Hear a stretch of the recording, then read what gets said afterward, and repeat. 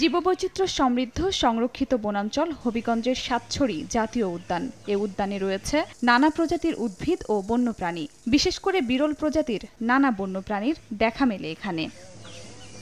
পর্যটকরা শহরের কোলাহল ছেড়ে প্রকৃতির মাঝে সময় কাটাতে আসেন এ উদ্যানে। তাই ঈদের ছুটি পেয়েই প্রকৃতির টানে এখানে ছুটে এসেছেন অসংখ্য মানুষ। প্রকৃতি ও প্রাণীকুল রক্ষার পাশাপাশি পর্যটকদের জন্য আরও সুযোগ সুবিধা বাড়ানোর দাবি জানিয়েছেন ভ্রমণ পিপাসুরা। গাছপালা দেখলাম, পশু পাখি দেখলাম, অনেক সুন্দর রাস্তা, খুব ভালো লাগলো দেখতে। ঢাকা থেকে এসেছি, এই সাতছড়ি এলাকাটা দেখে খুব ভালো লাগছে।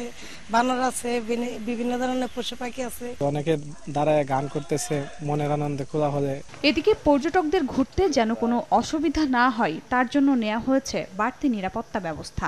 ঈদ মৌসুমে প্রচুর লোকের সমাগম হয়, আমরা তাদের নিরাপত্তার জন্য সচেষ্ট আছি যাতে কোনো অপ্রীতিকর ঘটনা না ঘটে। সাতছড়ি জাতীয় উদ্যানে ঈদের আনন্দ ভাগাভাগি করতে এসেছেন হাজারো মানুষ। তবে পরিবেশ সচেতনতা নিশ্চিত করতে দর্শনার্থীদের আরও দায়িত্বশীল হতে হবে বলে জানিয়েছে বন কর্তৃপক্ষ। সময় সংবাদ, হবিগঞ্জ।